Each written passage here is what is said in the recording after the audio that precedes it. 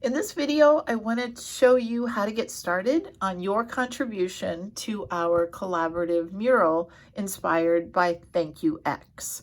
You're going to begin with a template that I provide to you, and it's labeled so that there won't be any confusion about which areas to design and what to design in each area.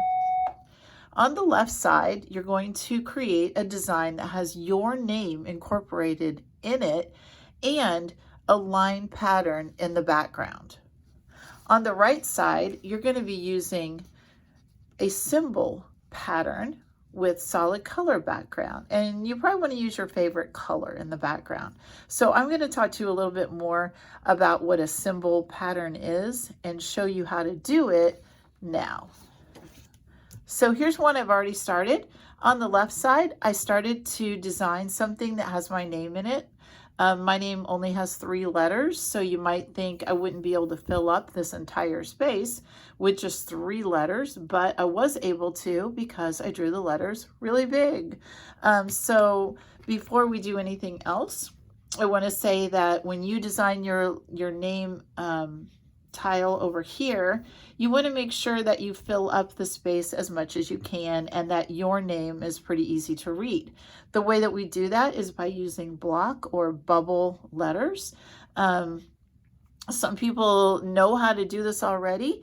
If you don't know how to do it, you can look at this example and you can see that how I started it was I just very lightly sketched my name in here and I drew each of the letters with just a single line. So there's the M, so it's A-M-Y. So I've got the A already blocked in, and then the M, and then the Y.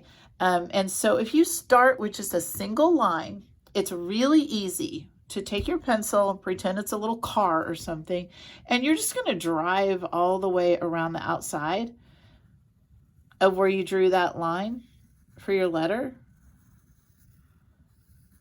And it's going to make it end up with like a bubble letter when you're finished. So there, I went around the M and you can even see it better. And I'm going to go ahead and do the same thing around the Y right now.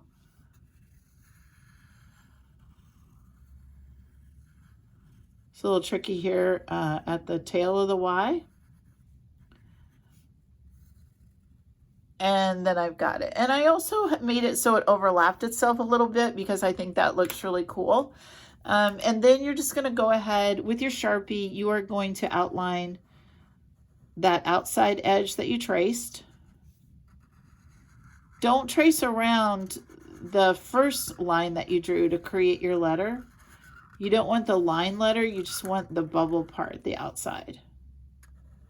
So I'm, again, just tracing around this part where I darkened, and I'm going to keep going until I get all the way to the end. Okay, now I've got it all blocked in and traced around the outside. Just a little spot there. And then you just take your eraser and erase the sketchy line that you started with. And there you have this like really cool, bold letter design. So once you get that finished, then you're going to use your Sharpie and you're going to create some kind of line pattern in the background. So this can be something really simple or it could be more complicated. I'm going to make mine just a wavy line pattern. And you could do this with your pencil first and then trace it. Or if you're worried about making mistakes, or if you're not too concerned and you feel confident, you could just go ahead and do it directly with your Sharpie. You want to make sure that you do not make the pattern over your letters. We want the letters to really stand out the most. So whenever I get to a letter, I'm just picking my pen up and kind of jumping over. So now I've got my wavy line pattern back here in the background. This is going to give my design unity. Unity in art is that feeling that everything belongs together and is cohesive. It's kind of the opposite of random. If something is unified, everything works together as a team. So there's my background. So I've got my bold name design. I've got my background with a line pattern. Then we're going to move over to the right side. And what you're going to do is just think of some symbol that is easy to draw, that reflects you or your interests or personality. And so one thing, I really love dogs. And at first I thought, well, I'm going to draw like little dog faces or little dogs here. I tried that. It was too hard. And it didn't look right. So I went ahead and decided instead to do a dog bone, because everybody will associate that with a dog. So I drew 3 little dog bones up here at the top. And I just wanted to demonstrate an easy way to do that. So you're going to need 9 of these at least. So you want to have a row of 3 little designs at the top, and then you're going to have 3 of that same design at the bottom. And an easy way to do this, guys, is to just do one part of it the same each time. And I'll show you what I mean. So down here, the first thing I did is draw the outsides, the middle part of the dog bone on each one. And then I'm going to draw them up here too, because I want some in the middle. And then I'm going to draw a couple over here on the sides so that there's a little bit of overlap, because that makes things more interesting. So now I've got the middle parts of all the bones, and now I'm just going to go back and add the outside part where the knuckle would have been on the animal bone. And that to me kind of looks like the letter 3 or a B right here. So I'm going to think of that in my mind, and I'm just going to start adding that on the same side of each one. This way they'll all kind of look alike. There isn't one on that side, so I don't have to do it. That one didn't show. So now I got them here, and this side kind of looks like, I don't know, an E maybe. So I'm going to do all of these the same. That side doesn't show, don't have to draw it. Okay, then I can go back and kind of critique myself, and I don't really like this right here.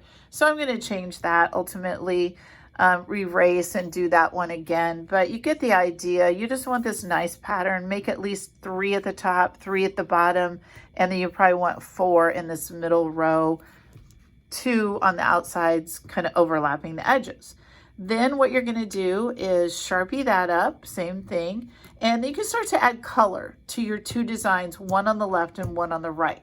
You can use color pencils, you can use markers, you can do some shading with graphite, but I would prefer it to be colorful. We're going to end up creating a big collaborative mural, and you want your design to pop out. So if you decide to use color pencils, that's great. We do have really nice color pencils here at GMS Art Room. And before we get started, I wanted to show you quickly how to sharpen these. I keep these sharpeners up on the front table. You're just going to stick that pencil in there, and you actually want to turn the sharpener. You don't want to turn the pencil, you want to turn the sharpener. So you hold the pencil steady and turn the sharpener, and you only need to sharpen until you see some of the lead there. This should not be really, really sharp. So if you use colored pencils, the way that professional artists use these typically is to not over sharpen. So you just want a little bit of that lead to show, because as you're shading and coloring with these, you do want it to be nice and soft. In the next video, I'll show you how to cut this thing out and fill in this top section, but just like it says, do not color. And I think that's pretty much all there is to it today. All right, have fun with this.